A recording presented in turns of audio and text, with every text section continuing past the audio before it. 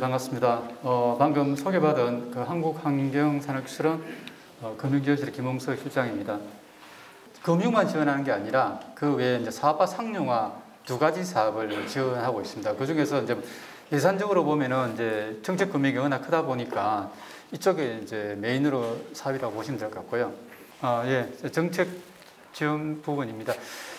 흔히 말하는 항정정책 자금이라고 하면은 어떤 정부의 어떤 정책 목적을 달성하기 위해서 국가가 기업한테 지원하는 그런 자금이라고 보시면 됩니다. 근데 이제 혹시나 이게 또 이 정책 자금이라고 해서 정부에서 주는 그냥 보조금이라고 생각할 수도 있는데 이 보조금은 아니다라는 걸 미리 좀 말씀을 드리겠습니다. 대신에 이제 이 정책 자금은 장기 저리로 일반 시중 은행보다는 저금리로 해서 지원하는 그런 이제 융자 지원이라고 생각하시면 될 것 같고요. 이제 사업은 우리가 보시는 바와 같이 이제 22년도 같은 경우에는 미래환경 산업 육성 융자가 있었고 친환경 서비스자가 있었는데 내년도 같은 경우에는 이제 거기에다가 녹색 정책은 활성화까지 하나가 더 추가된다고 보시면 될 것 같고요. 우리 정책 금융은 이게 이제 간접 대출 방식입니다. 쉽게 말하면은 여러분들이 우리 융자 신청을 하게 되면 우리는 이제 여기서 사무실에서 그 지원하기 위한 요건 심사를 합니다. 그 환경기업인지부터 시작해서 관련법 위반이 없는지 그리고 지방세라든지 납세를 제대로 했는지 이런 요건 심사가 끝나면 그 다음으로 이제 승인서를 받아서 기업이 거래하는 은행에 직접 가셔가지고 여신 심사를 받습니다. 그 여신 심사라고 한다고 하면은 우리가 일반 은행에 가서 대출을 받을 때와 똑같습니다. 가장 기본적으로 담보가 있냐 없냐. 그리고 이제 대출을 받고자 하는 분이 신용도는 어떠는지. 그는 그 은행에서 그는 이제 요건 심사를 다 한 후에 이제 대출 금액이 이제 결정이 되는 그런 부분이라고 보시면 될 것 같고요. 그래서 특히 미래환경 산업육성자 이게 작년보다 좀 그래도 많이 늘었습니다. 이게 일반적으로 기업들이 많이 사용하는 그런 부분인데요.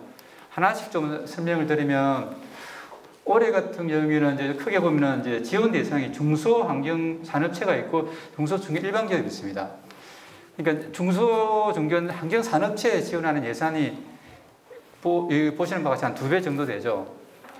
이제 저게 이제 시설 자금하고 성장 기반 자금이라고 해서 쉽게 말하는 운전 자금입니다. 그 운전 자금이라고 하면은 이제 좀 쉽게 쓸 수 있는 인건비라든지 또 공장 운영하면서 들어간 재료비라든지 이런 쪽에 설비를 쓰고 있는데 아무래도 시설 자금은 좀 지원 한도가 큽니다. 80억까지 되고 성장 기반 자금은 한 20억. 근데 이제 그 대출 기간도 보면 설비다 보니까 좀 이 대출 기간도 3년부터 7년 상한으로 좀 길게 잡혀 있고요. 중요한 게 이제 금리가 이제 변동금리로 이렇게 되어 있습니다. 그런 차이점이 있고, 그리고 이제 아래 이제 중소중견 일반기업. 그렇다고 일반 환경기업이 아니더라도 사실은 공장을 운영하면 오염시설을 배출을 하기 때문에 그런 기업도 지원이 필요하다고 해가지고 오염 방지 시설 자금을 지원을 지금 하고 있습니다. 여기 보시는 바가 한 1,000억 정도 지원을 하고 있고요. 그 다음에 이제 여기 친환경 설비 투자 이제 400억 돼 있는데, 이거는 이제 꼭 중소 환경기업이 아니더라도 일반 중소 중견기업이면은 이 친환경 설비 투자 대출을 받을 수 있습니다. 친환경 설비 투자라고 하면 흔히 말하면 이제 좀 쉽게 말하면 온실가스 배출을 저감하는 데 설비를 교체하는 그런 비용이라고 보시면 될 것 같습니다. 올해는 이제 여기 보시는 바 400억 정도로 해가지고 지원을 했고요. 그리고 다음에 이제 청정 대기시설 융자인데요. 이 부분은 이제 아마 여기에는 아마 해당이 없을 것 같습니다. 특정 분야, 즉 시멘트하고 석유 정제업만 해서 지원을 하는 그런 부분이라서 여기는 대상이 없어서 넘어가고요. 다음은 그 녹색 정책 금융 활성화 부분입니다. 이 부분은 이것도 마찬가지로 이제 온실가스 배출 저감 설비를 지원하는데 그런 자금인데요. 이거는 녹색 금융 상품을 가지고 있는 금융기관들이 있습니다. 그는 금융기관이 이제 기업한테 대출을 할 때 우리가 정부에서 우대금리의 한 절반을 우리가 정부가 보조해주는 약간 그런 사업이거든요. 그리고 우대금리를 이제 보조해주면 이제 기업들은 좀 더 싸게 대출을 받을 수 있으니까 그렇게 지원하는 그런 프로그램이라고 보시면 되겠습니다. 그럼 이제 바로 당장 내년도에부터 지원하는 이제 프로그램을 좀 설명을 드리면 약간 좀 이제 아까 말한 대로 이제 금액이 중소중형 산업자 일반 이렇게 보시면 금액이 진짜 크게 보이는 게 이제 금액이 좀 700억 정도가 늘어났고요. 그 외에 나머지 이제 성장 기반 자금 요거는 뭐 거의 똑같다고 보시면 되겠습니다. 그리고 신앙 설비 투자도 지금 아까 400억에서 1000억으로 지금 늘어나 있는 약간 그런 상황이죠. 그래서 지금 우리가 지금 작년도에 이제 탄소 중립 기본법이 9월 달에 이제 국회 통과를 하고 이제 법이 시행되면서 특히 이제 정부의 탄소 중립 목표를 달성하기 위해서 이런 친환경 설비 쪽, 이런 쪽 예산이 많이 늘어나고 있는 그런 상황이라고 보시면 될 것 같습니다. 그리고 청정 대기 전환 시설, 이 부분 아까 말한 대로 이거는 시멘트하고 석유 정제 쪽만 지원하는 부분이니까 이거는 넘어가도록 하고요. 녹색 전제 금융 활성화 2차 보전. 이게 말한 아까 이제 지금 현재는 우리가 그 산업은행하고 신한은행이 이제 녹색 금융 상품 프로그램을 가지고 있습니다.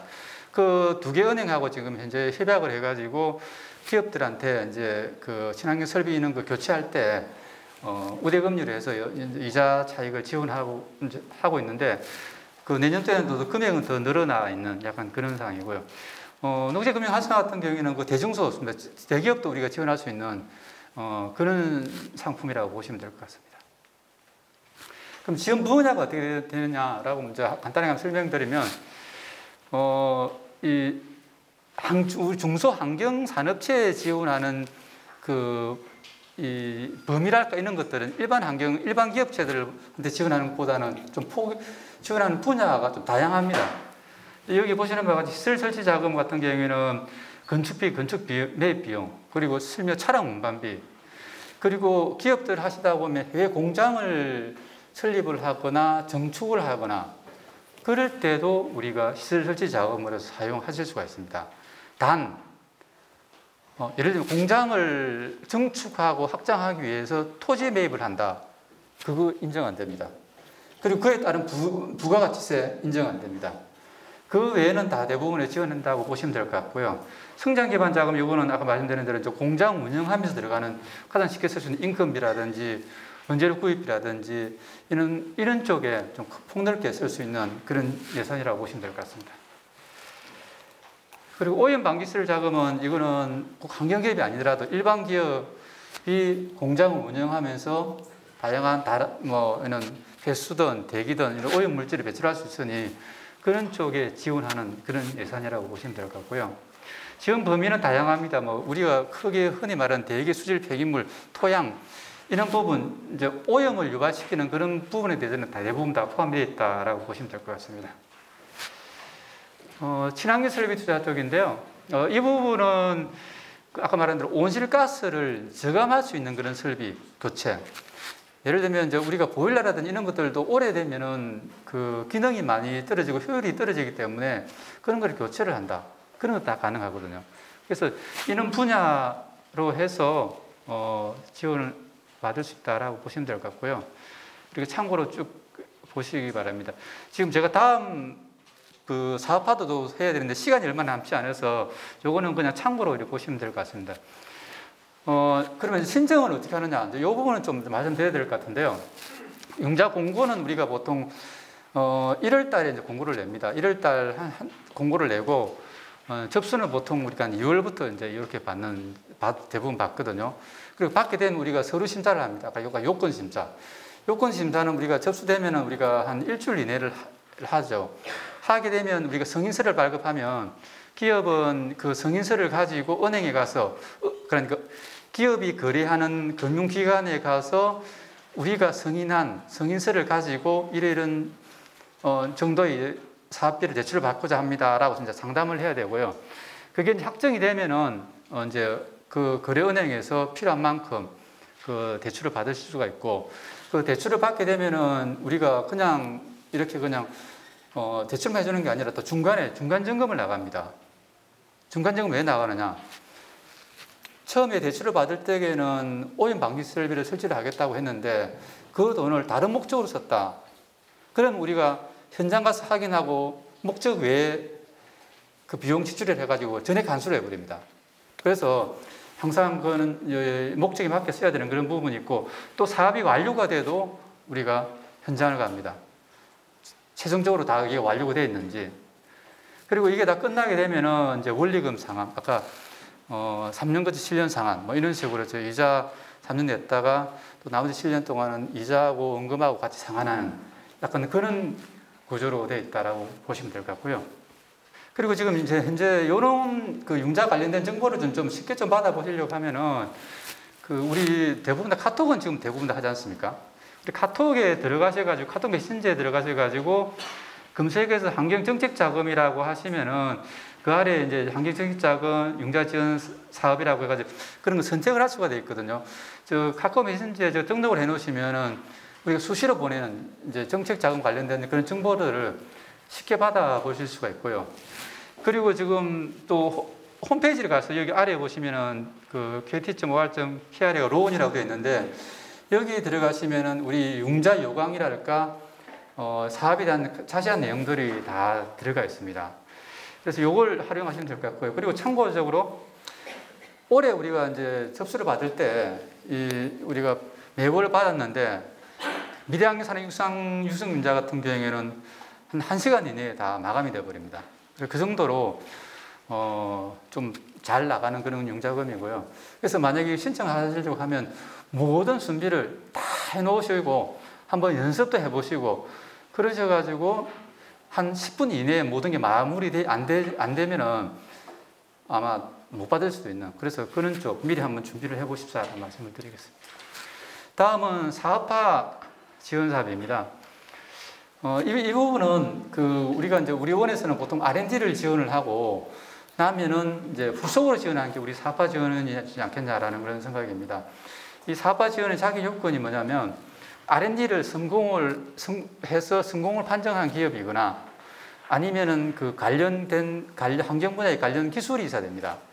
그런 것들이 있는 기업들이 이제 우리 사업화 지원하는 사업인데요. 말 그대로 사업을 하다 보면은 이제 여기 보시는 바와 같이 뭐 악마의 강, 죽음의 가고 여러 우여곡절을 많이 거칩니다. 그래서 이런 이제 그 우여곡절을 거치면서도 가장 중요한 것들 하나가 이제 사업하는 데 들어가는 이제 자금 부분이죠. 그런 측면에서 우리 사업화가 좀 역할을 하고 있다라고 보시면 될 것 같고요. 이 사업화 지원 사업은 이제 예산이 한 295억 정도 됩니다. 이거는 이제 지원 기간은 우리가 8개월이라 좀 짧습니다, 이게. 그래서 짧은 기간에 성과도 내야 되는 약간 그런 애로사항이 있긴 하지만 어쨌든 이 자금을 잘 활용하시면 기업들한테 많은 도움이 될 수 있을 것 같고요. 그리고 사업을 우리 할 때 이 프로그램이 여기 보면 총 5개 정도로 이렇게 구분이 되어 있는데 이걸 다 하는 게 아닙니다. 이것들 중에서 2개 내지 3개를 선택을 해서 8개월 이내에 끝낼 수 있는 그런 부분을 선택을 해서 제출을 하시면 됩니다. 우리가 작년까지만 해도 우리가 이걸 거의 다 하게끔 했는데 짧은 기간에 근데 다 못해요. 그러니까 사업이 계속 이월이 되는 겁니다. 그런 여러 문제점이 있어가지고 기업이 진짜 진정으로 필요한 그런 부분들을 선택해서 이렇게 제출할 수 있게끔 그렇게 해놨다고 보시면 될 것 같고요. 그리고 이제 이 부분은 우리가 아까 환경부 사무관님께서 그런 이야기를 했습니다. 녹색 신산업을 좀 확대시키겠다라고 이제 그런 이야기를 했는데, 이거는 이제 우리가 내년부터 해가지고 새로 지금 사업을 기획을 하고 있습니다. 이 분야가 여기 지원 내용에 보시는 바가 바이오, 자원순환, 기후테크, 환경 AI, ICT, 그리고 소순수 분야 이렇게 이제 구분을 해놨는데요. 그래서 이 부분은 사실은 이게 295억 원으로 되어 있긴 하지만 295억 원 안에 독일 신산업이 좀 포함이 될 겁니다. 그래서 이게 우리가 지금 이제 내년에는 어떻게 보면 시범적인 성격이다 보니까 30억 내에서 좀 지원하지 않을까라는 그런 생각을 가지고 있습니다. 과제 유형은 뭐 이제 기업 주도적이냐 기술 조직적이냐 이런 부분 좀 참고로 하시면 될 것 같고요. 지원 조건이 있습니다. 여기는 정부가 한 70%가 지원하는데 민간 부담금이 있습니다. 민간 부담 30%는 민간 부담을 해야 되는 그런 사항 알고 계셔야 될 것 같고요.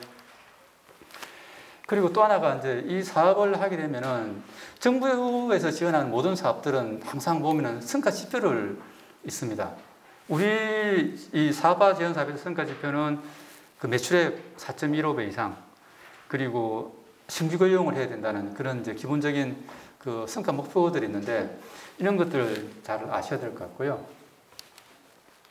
그리고 사업화하고 녹색 지원 사업 이 부분은 분야는 비슷한데 공동 분모가 이제 한 두 가지가 있습니다. 자원순환하고 기후테크가 있는데 이런 부분들은 현재로 우리가 지금 기획을 하고 있습니다. 이걸 어떻게 나눌 것이냐, 이대로 갈 것인지 아니면 별도로 구분해서 할 것인지 이런 부분들은 아마 내년 초에 좀 명확하게 나올 걸로 그렇게 보고 있습니다.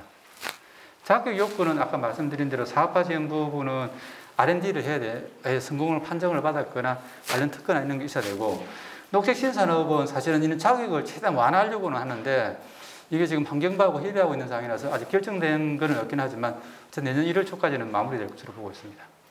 그래서 관련 자료라든지 이런 것들은 여기 홈페이지에 들어가서 이렇게 보시면 되고, 우리가 신청 또한 마찬가지로 홈페이지에서 다 봤습니다. 그래서 한 번쯤 이렇게 들어가 보셔가지고 어떤 내용이 있는지도 이렇게 살펴보면 좋지 않겠냐라는 생각이고요. 그 평가 절차는 우리가 온라인으로 신청받아서 사전 검토하고 전문기관 조정 거치고 협약 체결하고 하는 그 일반적인 그런 이제 프로세스로 진행된다라고 보시면 될 것 같습니다. 평가 내용 발표에 대해서 선정 기준인데요. 이런 부분도 우리 그 안내 자료에 좀 자세히 나와 있고, 그리고 우리가 지금 이제 바깥에 이제 상담소를 운영을 하고 있는데 여기 오시면 좀 자세하게 설명을 드릴 수가 있을 것 같습니다. 네. 이상입니다.